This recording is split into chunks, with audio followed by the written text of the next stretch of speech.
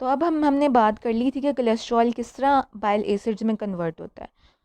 Synthesis of conjugated bile salts. अब ये जो कोलिक एसिड और चीनो डीऑक्सीकोलिक एसिड हैं, ये सॉल्ट्स में कैसे कन्वर्ट होंगे? So before the bile acids leave the liver they are conjugated to a molecule of either glycine और taurine. An amide bond is inserted between the carboxyl group of the bile acid and the amino group of the added carbon compound.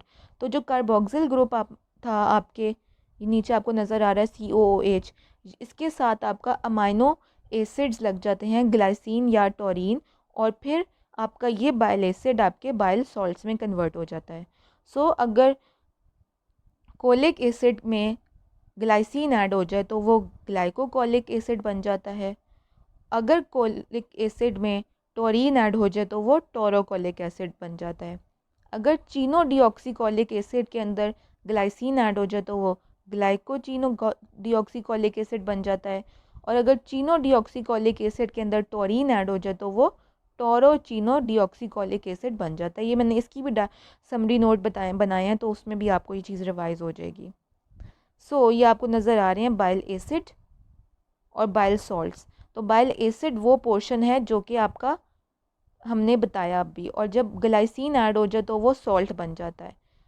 और नीचे भी वही आपको बताया कि Toro Chino deoxycholic acid है, कि चीनो डीऑक्सीकोलिक एसिड के अंदर जब आप टोरीन अमाइनो एसिड ऐड कर दो तो वो सॉल्ट बन जाता है. अब एक्शन क्या होता है इंटेस्टिनल फ्लोरा का ऑन द बाइल सॉल्ट्स? जब आपका लिवर आपके, जिसे कहते हैं, इंटेस्टाइन के अंदर रिलीज़ कर देता है आपके बाइल सॉल्ट्स को, तो क्या होगा? Bacteria in the intestine can remove glycine and taurine from the bile salts and they regenerate the bile acids. Some convert primary bile acids into secondary bile acids by removing the hydroxyl group and producing the deoxycholic acid from the cholic acid and lithocholic acid from the chenodeoxycholic acid. तो उसका मतलब ये है कि जब ये salts, जो bile salts हमने अभी बनाए, ये जब आपके स्मॉल इंटेस्टाइन में जाते हैं तो आपके जो इंटेस्टिनल बैक्टीरिया हैं इनको प्राइमरी बाइल एसिड्स में कन्वर्ट कर देते हैं सॉल्ट्स को, और इन प्राइमरी बाइल एसिड्स के ऊपर और जब बैक्टीरिया ऐड करके इनका हाइड्रोक्सिल ग्रुप्स को हटा देता है तो आपका जो कॉलिक एसिड होता है वो डीऑक्सीकोलिक एसिड में कन्वर्ट हो जाता है, और जो आपका चीनो डीऑक्सीकोलिक एसिड है वो लिथोकोलिक एसिड में कन्वर्ट हो जाता है. घबराए ना, इसकी भी मैंने आपको समरी नोट अभी दिखाऊंगी अभी. सो इंटेरोहेपेटिक सर्कुलेशन होती है. The continuous process of secretion of bile salts into the bile, their passage through the duodenum, where some are converted into bile acids, their uptake in the ileum and subsequent return to the liver as a mixture of bile acids and salts is termed at enterohepatic circulation. इसका मतलब ये कि liver जब आपके bile salts बनाता है, वह bile salts आपके इंटेस्टाइन में जाके बाइल एसिड्स में कन्वर्ट हो जाते हैं. वो बाइल एसिड्स फिर आपका इंटेस्टाइन एब्जॉर्ब करके दोबारा इनको लिवर को पहुंचा देता है. वो लिवर में जाके फिर यूज़ होते हैं आपके बाइल सॉल्ट्स बनाने के लिए. तो इसका मतलब है कि एक एंटेरोहेपेटिक सर्कुलेशन है. एंटेरो से मुराद है इंटेस्टाइन और हेपेटिक से मुराद है लिवर. सो इंटेस्टाइन और लिवर के बीच में आपके बाइल एसिड्स सर्कुलेट करते रहते हैं. ये आपको दिखाया और इसी की मैंने आपको समरी नोट्स में भी दिखाऊंगी ये बात. इसको अभी आप यहाँ पे छोड़ दें और उसके बाद वेट करें, फिर मैं आपको दिखाती हूँ उसके अंदर. इसमें सिंपल है कि ये बात याद करें मोटी मोटी कि प्राइमरी और सेकेंडरी बाइल सॉल्ट्स आपको नज़र आ रहे हैं, वो बाइल डक्ट के थ्रू आपके इंटेस्टाइन में गए हैं. वहाँ पे ये प्राइमरी बाइल सॉल्ट्स आपके प्राइमरी बाइल एसिड्स में कन्वर्ट हो गए जब उनमें से ग्लाइसिन और टोरीन निकल गया, और सेकेंडरी बाइल एसिड्स बनते हैं तब जब सेकेंडरी बाइल सॉल्ट्स में से आपके बाइल एसिड्स और ग्लाइसिन और टोरीन निकल जाते हैं. आपका इंटेस्टाइन इन बाइल एसिड्स को रीअब्जॉर्ब करता है और वो पोर्टल वेन के थ्रू वापस आपके लिवर में जाते हैं, और ये बाइल एसिड्स दोबारा सॉल्ट्स में कन्वर्ट हो जाते हैं लिवर में, और दोबारा ये सॉल्ट्स आपके इंटेस्टाइन में रिलीज़ हो जाते हैं. इसको कहते हैं आप इंटेरोहेपेटिक सर्कुलेशन. अब बाइल सॉल्ट की डेफिशिएंसी हो जाएगी तो क्या होगा? कोलीलिथियासिस होगा. वही बात जो हमने बहुत शुरू में इस लेक्चर में की कि if secretion of bile salt is disrupted, अगर बाइल सॉल्ट्स आपकी लिवर नहीं रिलीज़ करवा पाता तो क्या होता है? More cholesterol is present than that can be solubilized by bile salts. मतलब ये कि अगर आपके बाइल सॉल्ट्स आपकी बॉडी नहीं बनाता, बाइल सॉल्ट्स बेसिकली क्या करते हैं, बाइल सॉल्ट्स आर अ वे आपका कोलेस्ट्रॉल आपकी बॉडी से बाहर निकल जाता है। आपका कोलेस्ट्रॉल आपकी बॉडी से एज इट इज़ बाहर नहीं निकलता, वो in the form of bile acids आपकी बॉडी में से फीसेस के थ्रू भी सिक्रीट होता रहता है। सो किसी भी वजह से अगर आपकी बॉडी बाइल एसिड्स नहीं बना पाती तो आपका कोलेस्ट्रॉल क्या होता है, वो आपके गॉल ब्लैडर के अंदर जमा होना शुरू हो जाता है, because it is not being converted into bile acids और bile salts.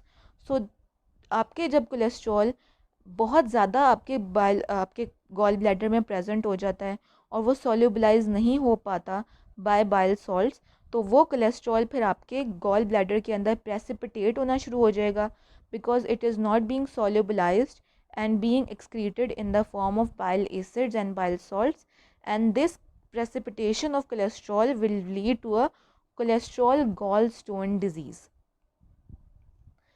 Now we'll talk about the disorder of cholesterol metabolism. ये हमने बात ऑलरेडी जब हमने लाइपोप्रोटीन्स की मेटाबॉलिज्म में बात की थी, तो हमने ये बातें ऑलरेडी वहाँ पढ़ी हुई हैं, तो हम बस एक क्विक रिविजन देंगे, इसकी ज़्यादा डिटेल में नहीं जाएंगे। सो एक चीज़ होती है फेमिलियल हाइपर कोलेस्ट्रोलीमिया। ये हमने पढ़ा था अपने लेक्चर नंबर 6 के अंदर कि डेफिशिएंसी या मेल फंक्शन हो जब आपके एलडीएल रिसेप्टर्स का, तो आपकी ब्लड में कोलेस्ट्रॉल का लेवल बढ़ना शुरू हो जाता है।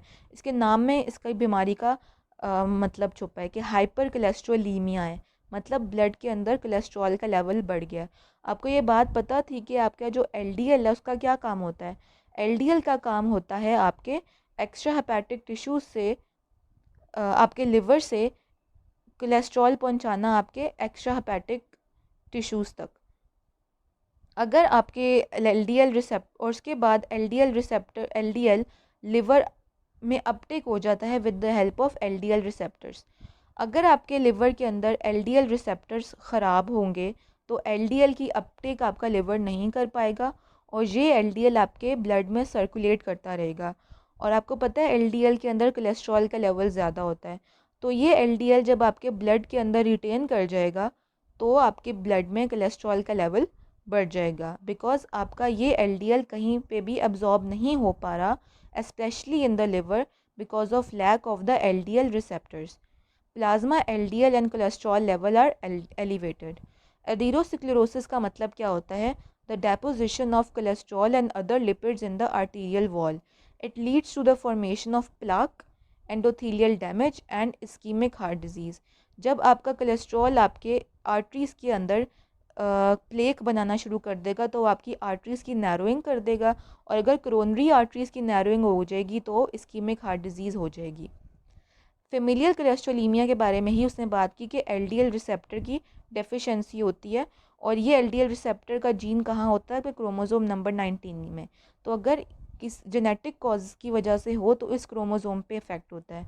एक्सट्रीमली हाई एलडीएल कोलेस्ट्रॉल होता है आपके ब्लड में, और ज़ैंथोमास मतलब आपके स्किन के ऊपर कोलेस्ट्रॉल फिल्ड लेजन्स बन जाते हैं, and very early symptomatic coronary heart disease in patients. LDL receptor deficiency, 420 different types of mutations are identified with a dominant trait. जब हम लोग मेंडेलियन जेनेटिक डिजीज़ के बारे में पढ़ेंगे तो आपको पता चलेगा ऑटोसोमल डोमिनेंट डिजीज़ कौन सी होती हैं और रिसेसिव डिजीज़ कौन सी होती हैं। LDL receptor activity 0 to 25% of normal हो जाती है। मतलब अगर हम सब के अंदर अगर 100% LDL रिसेप्टर्स की एक्टिविटी चल रही है तो इन लोगों के अंदर 25% से 0% तक कम हो जाती है। कितनी क्लासेस होती हैं LDL रिसेप्टर म्यूटेशंस की? तो 1 to 5 होती हैं, और ये आपने याद करना है कि क्लास 1 के अंदर रिसेप्टर्स होते ही नहीं ऐसे लोगों में। सेकंड के अंदर blockage of receptor from ER to Golgi apparatus, कि रिसेप्टर के प्रोटीन्स बन तो जाते हैं लेकिन वो एंडोप्लाज्मिक रेटिकुलम से गोल्जी अपरेटस तक ट्रांसपोर्ट नहीं हो पाते। थर्ड के अंदर रिसेप्टर LDL को बाइंड ही नहीं कर पाता, मतलब रिसेप्टर होता तो है लेकिन वो LDL को बाइंड नहीं कर सकता। फोर्थ क्लास के अंदर receptor does not accumulate within the clathrin coated pit. तो हमने जब LDL रिसेप्टर की बात की कि वो किस तरह LDL रिसेप्टर आपका एंडोसोम में कन्वर्ट हो जाता है, तो वो LDL रिसेप्टर बाइंड भी कर लेता है LDL को, लेकिन वो इंटरनलाइज नहीं हो पाता लिवर में। तो फोर्थ क्लास में ये प्रॉब्लम होती है। और फिफ्थ में ये प्रॉब्लम होती है कि receptor fails to release LDL after internalization, कि वो इंटरनलाइज भी हो जाएगा लेकिन वो LDL रिसेप्टर से अलहदा नहीं हो पाएगा। सो ये 5 क्लासेस ऑफ म्यूटेशंस आपने याद रखने हैं, ये मैं आपसे वाइवा में भी पूछूंगी और शॉर्ट क्वेश्चन में पूछूंगी। Now we'll do a quick revision of bile acids and their formation. अब बेटे हम क्विकली से रिवाइज करेंगे आपके बाइल एसिड्स और बाइल सॉल्ट्स कैसे बनते हैं। तो पहला स्टेप होता है आपका कोलेस्ट्रॉल को प्राइमरी बाइल एसिड्स में कन्वर्ट करना, which is the cholic acid and the chenodeoxycholic acid. Cholic acid के अंदर 3 हाइड्रोक्सिल ग्रुप्स होते हैं, चीनोडिऑक्सीकोलिक एसिड के अंदर 2 हाइड्रोक्सिल ग्रुप्स होते हैं, ये इन दोनों में बस बेसिक फ़र्क है। तो कोलेस्ट्रॉल को कौन से 3 स्टेप्स करने पड़ेंगे जो कि वो प्राइमरी बाइल एसिड्स में कन्वर्ट हो जाए। तो पहला स्टेप जो करना पड़ेगा कोलेस्ट्रॉल को to convert into cholic acid is to add OH groups, hydroxyl groups. Second step which cholesterol has to do in order to convert into primary bile acid is to that the double bond at the cholesterol B ring is reduced to a single bond. Third step which is to be done is that the hydrocarbon tail which is present on the D ring of the cholesterol is reduced by 3 carbon atoms and carboxyl group is added to the tail. ये 3 steps की वजह से आपका cholesterol primary bile acids में convert होगा। Important चीज़ है याद करने वाली। सेकेंड स्टेप में क्या होगा कि 2 अमाइनो एसिड्स ग्लाइसिन और टॉरिन जब इन 2 प्राइमरी बाइल एसिड्स में ऐड हो जाएंगे तो वो बाइल सॉल्ट्स बना देंगे। सो ग्लाइसिन के अंदर जब कोलिक एसिड ऐड होगा तो वो ग्लाइकोकोलिक एसिड बनाएगा। ग्लाइसिन के अंदर जब चीनोडिऑक्सीकोलिक एसिड होगा तो वो ग्लाइकोचीनोडिऑक्सीकोलिक एसिड बनाएगा। टॉरिन के अंदर जब कोलिक एसिड ऐड होगा तो वो टोरोकोलिक एसिड बनाएगा। टॉरिन के अंदर जब चीनोडिऑक्सीकोलिक एसिड ऐड होगा तो वो टोरोचीनोडिऑक्सीकोलिक एसिड बनाएगा।